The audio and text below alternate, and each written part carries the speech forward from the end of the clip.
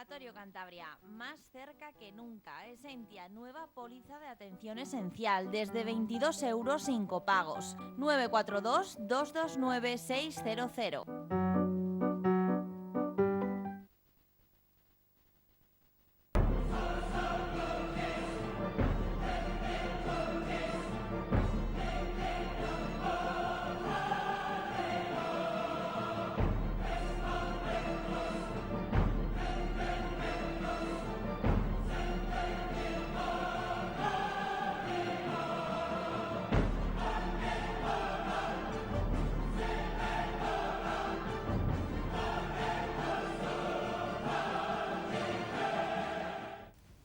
Un saludo, bienvenidos a una edición más de Pulso Empresarial, aquí en su televisión popular y aquí en este programa en el que contamos temas, asuntos de actualidad, asuntos sociales y podemos decir lo que otras televisiones, otros medios no cuentan, pues nosotros sí lo contamos. Está con nosotros uno de nuestros invitados habituales, don Carlos Pajares. Bienvenido, don Carlos. Bien hallado, muy buenas. Leíamos estos días un informe del Banco de España, muy importante, que ha pasado, por supuesto, desapercibido. Desde la llegada del señor Sánchez a la presidencia del Gobierno, la deuda pública de España, según datos oficiales del Banco de España, se ha elevado en solo 10 meses en 18.000 millones de euros. El pasivo de todas las administraciones, aguantemos este asunto, ha alcanzado 1,183 billones de euros, cifra que supera ya en 30.000 millones de euros la registrada durante el mismo mes del pasado año. Don Carlos. Pues datos muy preocupantes, alarmantes diría. A mí me parece que escandalosos, ¿no? Alarmantes, por eso decía. Y son, perdón, y no le interrumpo más, son del Banco de España, no los hemos sacado nosotros de una freidora. No, son del Banco de España y vienen además unidos a otros informes que están surgiendo semana sí y semana también, pues del aumento del gasto público, el desequilibrio de nuestras cuentas y desgraciadamente además desequilibrio y incremento de gasto público que parece que va a seguir creciendo porque estamos en este pactómetro ahora de pactos electorales que seguramente no, ya sabemos que llevan aparejado más incremento del gasto y más déficit para las arcas públicas. Así que mal empiezan a pintar las cosas, viendo además cómo está internacionalmente la situación, cómo además la recesión empieza a aflorar ya en países europeos importantes para nosotros y con esta guerra comercial que ha impuesto Trump y con los problemas que estamos teniendo en el Golfo Pérsico con Irán, o sea, es que al final esto se está complicando mucho. Tenemos una semana más de muchos datos prolífica del Banco de España, cosas que al gobierno, cuestión que al gobierno le hace muy poca gracia, incluso también a la banca, porque el presidente del Banco de España, concretamente aquí en Santander, ha dicho cosas, del presidente del Banco de España ha dicho cosas muy importantes y muy interesantes. Pero a mí este asunto de la deuda pública, de esta cantidad tan tremenda, lo que me preocupa es la falta de información en los medios de comunicación de este asunto. Es decir, hay que entrar en los medios económicos especializados para tener información de esto. Entonces, la prensa ordinaria, qué decir, las televisiones que están en el esperpento permanente, no están informando de lo realmente importante. Porque aporto otro dato de esta semana. El coste laboral de las empresas, y de esto sabe usted mucho, subió un 2,1 en el primer trimestre, su mayor alza en 5 años. El coste laboral medio en el primer trimestre ascendió a 2.550,27 euros. Y esto, que puede ser bueno, en parte por la subida del salario mínimo, etcétera, sin embargo, lo que, dado el sistema económico español, poco competitivo, lo que nos está haciendo es restar competitividad. Entonces, estamos por un lado sacando dinero para pagar esas subidas las empresas, pero vamos a ralentizar la economía. Claro, todo viene como consecuencia de que el valor de lo que producimos, lo decíamos el pasado programa, es poco, es muy bajo, es un valor, pues producimos muchos en bienes, en servicios, producimos mucho transporte, producimos mucho en logística, pero son cuestiones que no aumentan, no poco en tecnología, incluso poco en industria. Esto nos está abonando con otros datos que luego les vamos a facilitar, también del Banco de España, que estamos abonando, poniendo la torre de Babel para que nos encontremos a final de año en una difícil situación, mientras que los partidos políticos, todos, incluidos los de la oposición, miran hacia otro lado. Y luego vendrá Paco con la rebaja. Porque políticamente es muy ingrato decir verdades que molestan a la opinión pública. Preferimos vivir anestesiados en un mundo idílico sin conocer la verdad. El primer dato que decía, el incremento del gasto público, es una malísima noticia, y sobre todo cuando ya tenemos un gasto público tan sumamente elevado. La productividad, nuestra productividad, desgraciadamente, porque los bienes y servicios que producimos son de poca calidad y tecnológicamente poco avanzados, nuestra productividad, desgraciadamente, se produce sobre todo por una contención en el gasto salarial, en el gasto productivo, en el gasto de producción, de generación de los recursos y, en nuestro caso, de la mano de obra. Hemos podido salir de esta crisis precisamente porque hubo un ajuste salarial importante, hizo que nuestros productos, que como digo son productos que tienen poca chicha a nivel internacional, hay poca innovación y tecnología en nuestros productos, se pudieron lanzar hacia el exterior porque precisamente tenían unos gastos de producción más bajos. Sí. Con la subida de costes salariales, con el coste energético que sigue subiendo, nuestra productividad, nuestra capacidad de ser atrayentes para los mercados internacionales está disminuyendo. Y eso va a producir menores ingresos para nuestras arcas públicas que, unido a ese exceso de gasto público, van a producir todavía un desequilibrio mayor en nuestras cuentas públicas. Situación que va a ser muy complicada de aquí a corto a medio plazo. En definitiva, lo que decimos, la sociedad debería de conocer y saber cuál es la situación económica a la que nos estamos enfrentando. ¿Y quiénes son los responsables también? Vamos a decir las cosas. Lo que pasa es eso, usted decía, es que al final vivimos en eso, se está anestesiando a la sociedad, no se le informa. Exacto. Ni de cuestiones económicas ni de cuestiones de otra serie de cuestiones. Y vivimos enfrascados en pequeñas discusiones sin mayor... Y luego yo creo que vivimos en un momento de libertad de expresión en España muy bajo, es decir, los medios... bien por cuestiones económicas, bien por cuestiones identitarias, están tapando cantidad de asuntos muy graves para la sociedad. Es decir, se tapa, por ejemplo, les pongo un ejemplo, que los fiscales de anticorrupción de Andalucía han elevado una seria protesta porque la jueza de los ERES está, más o menos, entre comillas, paralizando todo, supuestamente. No se habla nada de este asunto, que son cientos y cientos de millones. Pero claro, eso no interesa hablar. Es decir, la anestesia es realmente de una gran cantidad de cuestiones muy serias y sale en un rincón pequeñito, cuando eso sí que tiene una solución clave, el Consejo General del Poder Judicial. Es decir, y eso es gravísimo, es decir, eso atenta al mismo eje de la justicia, ¿no? Bueno, la separación de poderes, que cada día es menos separación, porque al final vivimos en una sociedad en la que lo público, que por eso de lo que comentábamos, es muy bonito tener un país que te proporcione todo, te dé seguridad en absolutamente todo. Y a veces, con esa idea un poco falaz, estamos dispuestos a perder de nuestras libertades y de nuestro dinero, de nuestro bolsillo, pensando que ese Estado benefactor nos lo va a dar todo. Y lo que no nos damos cuenta de que no lo da todo y nos quita muchísimas cosas. Pero la palabra está tan bonita que a mí, en el fondo, lo que trae en el fondo me gusta, como no me va a gustar, además lo defiendo. Es el estado de bienestar, son las grandes frases. No, yo también. ¿Qué es el estado del bienestar? Es decir, me levanto, ¿qué es? Que levanto por la mañana y me traen el desayuno a la cama y no tengo que ir a trabajar y me llega el sueldo a fin de mes. Claro, ese mensaje es justo antagonista del mensaje que se dio a la sociedad europea después de la Segunda Guerra Mundial. El mensaje que dieron las potencias después de la Segunda Guerra Mundial era que había que trabajar para sacar a Europa adelante. Ahora no. Ahora el mensaje es todo es fácil. Todo está solucionado, todo es perfecto. Claro, es un mensaje realmente demoledor.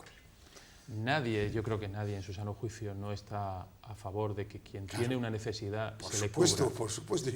Pero lo que no podemos es potenciar que las personas no tengan el más mínimo esfuerzo cotidiano para levantarse y trabajar y ser productivos. Y hacia eso nos estamos abocando. Al final, muchas personas lo que sueñan es con ese salario que se va a dar a todo el mundo por el hecho de ser español. Que quiere Podemos. Exactamente. Sí. Y volvemos a decir, yo no digo que quien no tenga necesidades supuesto, se le cubra. No, es que lo defendemos aquí con mucha más fuerza que lo pueda defender, porque es una cuestión de justicia, vamos. Justicia social. Pero lo que tenemos que hacer también es conseguir una sociedad que sea productiva, que se levante todos los días con ganas de generar nuevos recursos y de ser más rica individualmente y consiguiendo una riqueza de carácter colectivo. Al final lo que conseguimos es estados como el nuestro, con un gran poder y con capacidad final. ¿Quién es quien se publicita más en los medios de comunicación? Pues ya no son casi las empresas, suelen ser... Pero es lo que va a pasar ahora a los gobiernos autonómicos. Es el modelo PNV o el modelo Cataluña, pero bueno, prefiero, nos queda más lejos. El PNV coloca muchísima gente en las empresas públicas, hace un efecto multiplicador de poder sobre las personas. Oye, que fulanito está colocado, que es tu sobrino, es tu primo. Es decir, es una auténtica desvergüenza social. Eso ni es democrático ni es nada, es realmente totalitario, ¿no? Pues así es, pero bueno, hasta que no... Jesús, hasta que no despertemos de este sueño maravilloso en el que estamos... Pues seguimos con los informes del Banco de España. Decía que era una semana de mucho trabajo, pero esto sí que es muy... El Banco de España advierte de una desaceleración tras caer un 75% los beneficios de las empresas. Y habla de la preocupación, que dice que las que lo están manteniendo, lo mantienen porque el precio del dinero es muy bajo. Y habla que esto se nota mucho más, estoy resumiendo, en las pymes. Esto ya es el dato directo. Lo que comentábamos antes, subida del salario mínimo interprofesional, pues está muy bien, parece aparentemente muy bien, pero aunque el gobierno lo esté ocultando, va a tener y está teniendo un efecto desacelerador en la creación de empleo y en la productividad de las empresas. Quien tiene un pequeño bar y tiene un camarero contratado, al final no es que no quiera pagarle más dinero, si lo que quiere es generar más recursos, más comercio, más economía y poder pagar más. Lo que estamos haciendo con las subidas de salarios, estamos consiguiendo que nuestros puestos de trabajo sean más caros, menos productivos, menos competitivos, que el señor que tiene un bar al final tenga que subir sus productos, que la gente le entre menos a consumir y al final que tenga que desprenderse del puesto de trabajo que tiene. Estamos llevando una economía un tanto extraña y equivocada que nos va a llevar a un callejón, en este caso sin salida, que es el de la destrucción de empleo a medio y corto plazo. Y eso ya se está viendo. Y hemos conocido esta semana un informe internacional de una de las causas de origen. Hablábamos del poco valor añadido de nuestra producción. Y esto está relacionado con dos cuestiones. Una el I+D, la investigación, y otra la formación. Y resulta que las universidades españolas, pues solo hay una que entra entre las 180. Prácticamente han perdido puestos todos. Es un escandalazo total, que también no le han dedicado el tiempo oportuno. Porque a este paso vamos a seguir, como leía que en Caracas, para que tuviera Maduro una intervención hace unos meses, se dio unos títulos a personas que no habían estudiado. Pero esto es cierto, ¿eh? Y luego lo han demostrado. Es decir, para demostrar que hicieron un acto todo ficticio, etc. No digo que vamos a llegar a ese aspecto en España, porque hay gente preparadísima, y no sería justo que está saliendo de aquí, ingenieros, etc., y son súper competitivos. No voy por ahí, no exagero. Pero sí digo que en el fondo lo que subyace es una universidad endogámica que solo quiere privilegios y que no es capaz de competir, lo mismo que el resto de la sociedad. Porque en nuestra sociedad, en esta sociedad bien pensante y anestesiada, hay ciertas cuestiones de las que no se puede hablar. Nadie dice que la universidad pública sea mala, aunque todos cuando vamos a la universidad pública y escuchamos, nosotros mismos cuando salimos de la universidad siempre se dice y decimos que lo que aprendimos con la realidad del mercado no tiene mucho que ver. Los que siguen saliendo, en muchos casos, y siguen comentando lo mismo. Todavía existe un divorcio. Esto pasa, por ejemplo, con los alumnos de periodismo, cuando vemos en prácticas, que hay gente muy brillante. Me gusta generalizar porque siempre se hace injusticia, pero es verdad. Pero, por ejemplo, de historia de España, etcétera, etcétera, de tal, saben poquísimo. Y de la realidad económica, menos.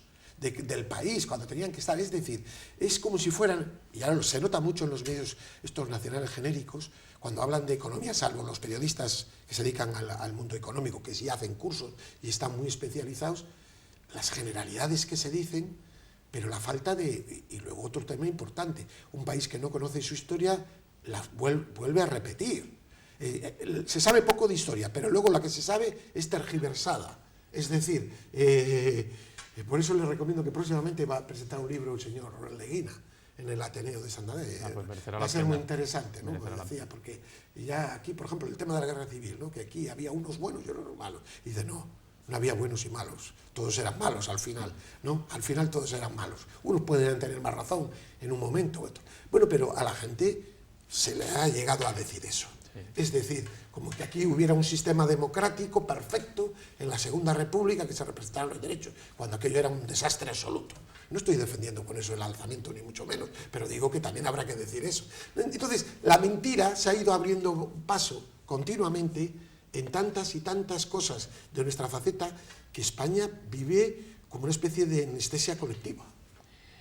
Pues es que es eso. La universidad, si nadie dice que tengamos una mala universidad, pero es una universidad susceptible de mejorar y mejorar bastante. El problema es que si al final ese espíritu crítico pero crítico constructivo, de intentar mejorar las cosas, de hacerlas mejor, si ese espíritu no se establece en nuestra sociedad, en cada una de las facetas, en este caso la universidad, al final con el tiempo lo que vamos es viviendo de las rentas. Decía usted la endogamia, pues si es que ya difícilmente encontramos profesores en nuestras universidades que puedan venir de otras comunidades o que se hayan formados en otros sitios. Generalmente formamos a nuestros profesionales dentro de nuestras propias comunidades. Habrá algunos que sean muy buenos. Y dentro de los departamentos con dedo, algunos que quedan allí, que son, digamos, que no tienen la plaza oficial, pero que viven toda la vida de ese asunto. ¿Y dónde han trabajado? No han trabajado en ningún otro sitio. ¿Qué experiencia laboral tienen? No, pues que acabaron la carrera y son amigos del responsable de la cátedra tal o de la cual y de todo el entorno que allí se crea. Y organizan sus cursos, organizan sus viajes al extranjero y organizan todo su parafernalia, ¿no? ¿Quiere decir que son todos malos? No, efectivamente no son todos malos. Hay gente muy buena. He dicho que ha salido profesionales muy brillantes. Pero, sobre todo, sí hay un campo que yo... La ingeniería y la medicina. Pero porque, por ejemplo, tanto en el uno como el otro, Cantabria durante muchos tiempos, por eso decía que vivimos de las rentas, han sido universidades, facultades que eran referentes a nivel nacional. Sí. El problema es que ese referente a nivel nacional, en el momento que todo se vuelve tan endogámico, con el tiempo vivimos un poquito de las rentas. Eso poco a poco va a ir perdiendo su calidad.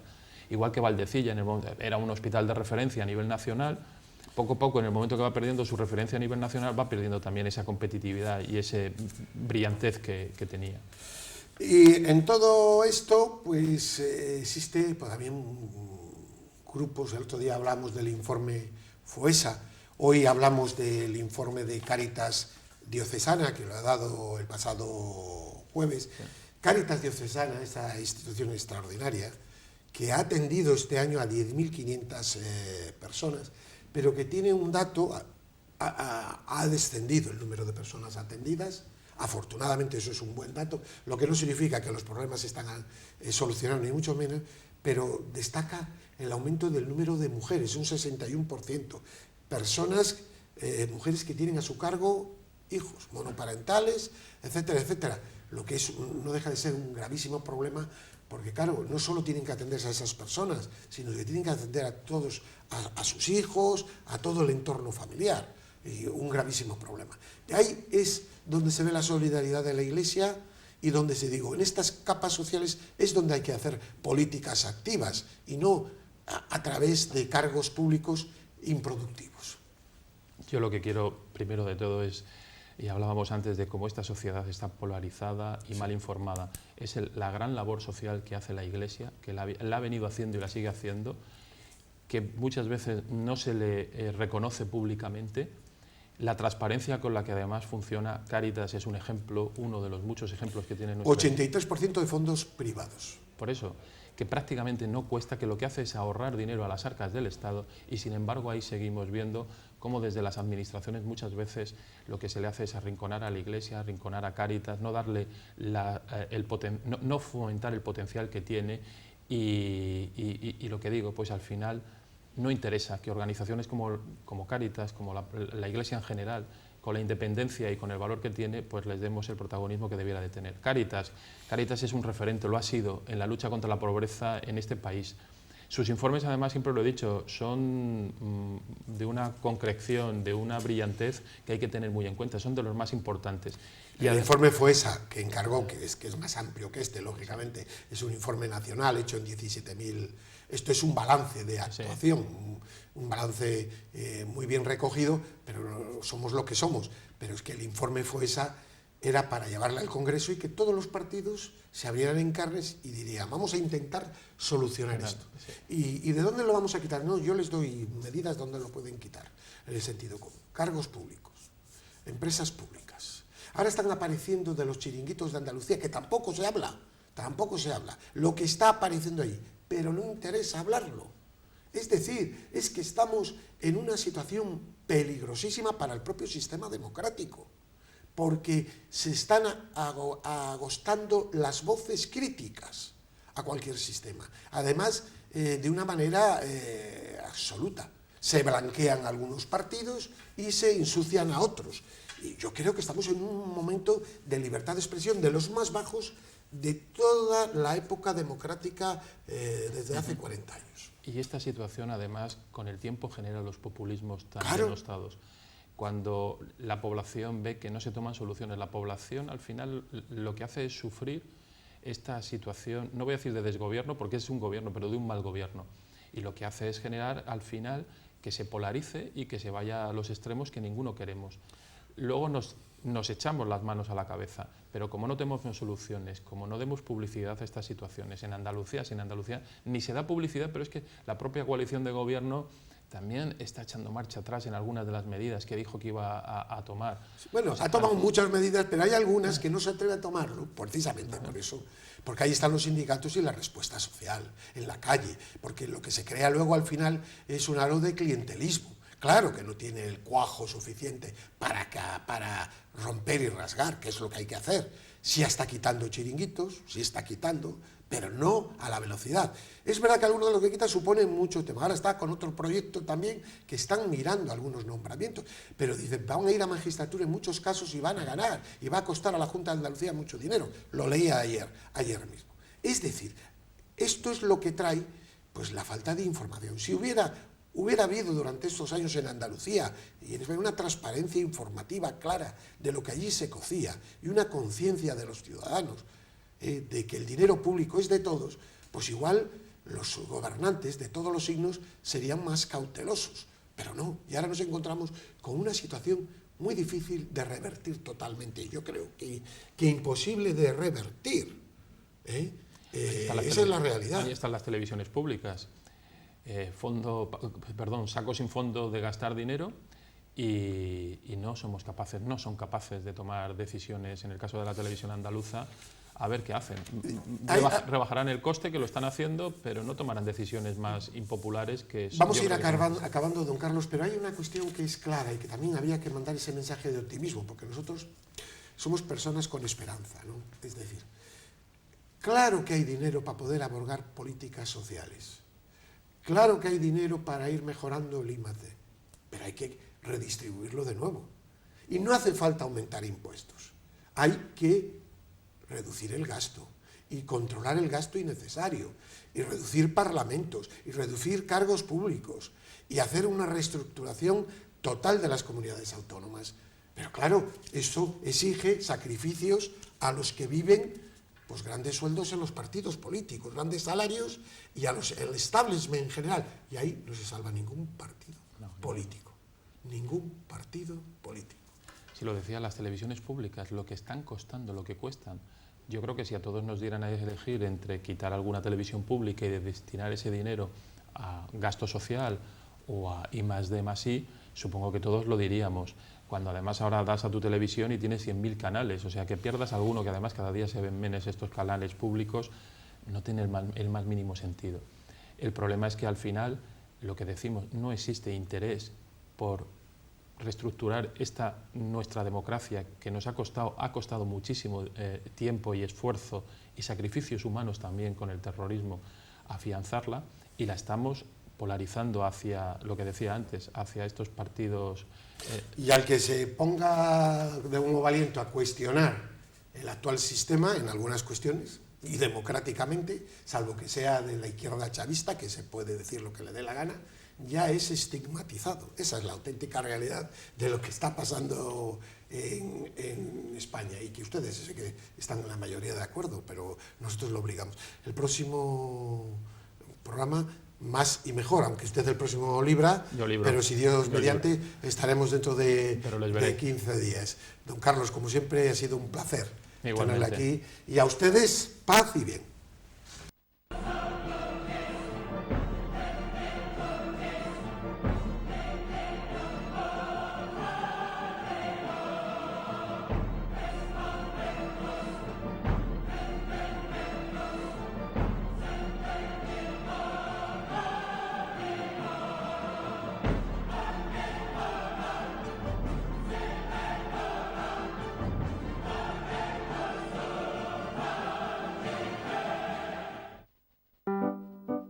Igualatorio Cantabria, más cerca que nunca. Esentia, nueva póliza de atención esencial, desde 22 € sin copagos. 942 229 600.